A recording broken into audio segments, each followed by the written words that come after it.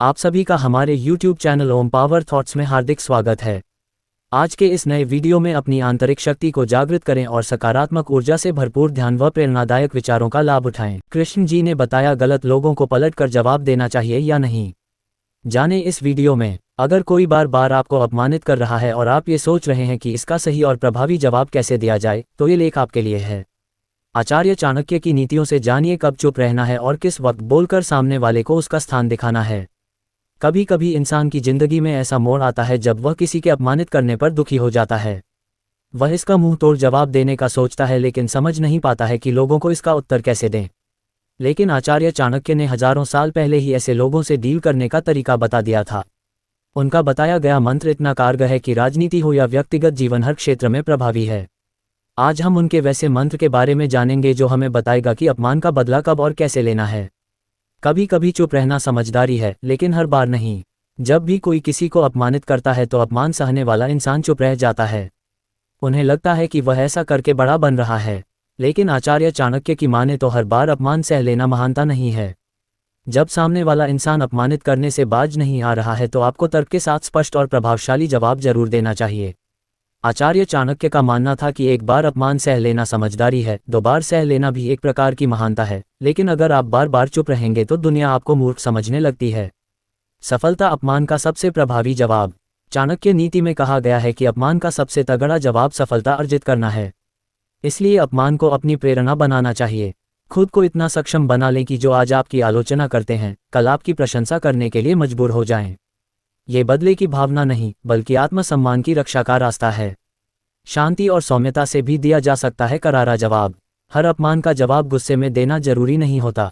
चाणक्य कहते हैं कि अगर आप विनम्रता और संयम के साथ प्रतिक्रिया देंगे तो सामने वाले को खुद ब खुद अपनी गलती का एहसास होगा।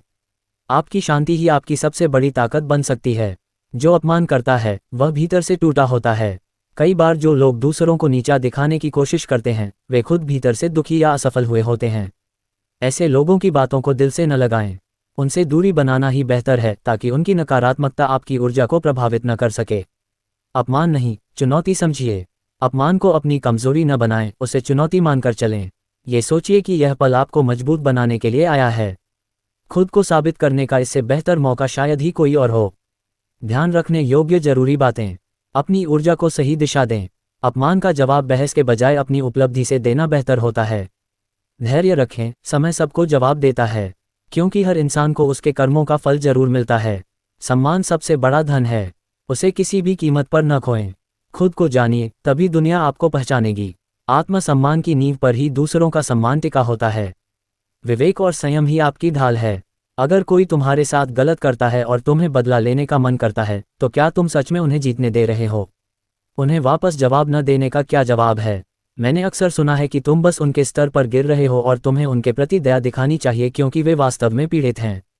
फिर भी ऐसे समय होते हैं जब लोग कुछ बटन दबाते हैं और आप प्रतिक्रिया देने से खुद को रोक नहीं पाते। मैं ज्यादा विस्तार में नहीं जाऊंगा, लेकिन मैं वजन की समस्या से जूझ रहा हूं और एक परिवार के सदस्य ने मुझसे कहा, तुम्हें कुछ वजन कम करना चाहिए, मोटे। मेरे दिमाग में मैं उन्हें जोर से मुक्का मारना चाहता था, लेकिन मैंने बेहतर सोचा। मैंने अपनी ही बेइज्जती के साथ जवाब दिया, मैं तुम्हारे साथ एक डील करता हूं। मैं कुछ वजन कम करूंगा अगर तुम अपना बदसूरत चेहरा ठीक कर लो और अपनी टेढ़ी आंख को ठीक करने के लिए प्लास्टिक सर्जरी करवाओ। क्या हमारी डील है? वे मेरी बात से इतने हैरान थे कि उन्हें समझ नहीं आया कि क्या कहें, और यह काम कर गया। फिर भी मैं उन्हें मेरे वजन के बारे में इतनी सीधी बात करने के लिए पीटना चाहता था। मुझे नहीं पता कि उन स्थितियों में उस गुस्से को कैसे प्रबंधित किया जाए, क्योंकि मेरे दिमाग में वे चेहरे पर मुक्का खाने के लायक हैं। गलत लोगों को जवाब देना चाहिए या नहीं, ये स्थिति पर निर्भर करता है। अगर वे आपको नुकसान पहुंचा रहे हैं या गलत कर रहे हैं, तो शांति और संयम के साथ जवाब देना या विरोध करना जरूरी है। हालांकि अगर वे केवल अपनी गलतियों पर अड़े हैं, तो उन्हें नज़रअंदाज करना और खुद को उनकी नकारात्मकता से दूर रखना सबसे अच्छा हो सकता है। जवाब देने के कारण गलती का एहसास कराना। अगर कोई जानबूझकर गलत कर रहा है, तो उसे उसकी गलती का एहसास कराना जरूरी है। इससे वे भविष्य में ऐसा करने से बच सकते हैं। आत्मसम्मान की रक्षा। किसी के अत्याचार को चुपचाप सहना आपकी विनम्रता नहीं, बल्कि आपकी कमजोरी साबित कर सकता है। अपनी आत्मसम्मान की रक्षा के लिए बोलना जरूरी है। सकारात्मक बदलाव। अगर आप अपनी बात शांति और संयम से रखते हैं, तो गलत व्यक्ति को अपनी गलती का एहसास हो सकता है। नज़रअंदाज करने के कारण। नकारात्मकता से बचना। कई बार गलत लोग सिर्फ उकसाने के लिए बोलते हैं।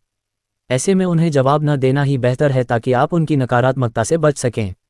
शांति बनाए रखना। यदि आप हर गलत बात पर जवाब देंगे तो आपकी शांति भंग हो सकती है।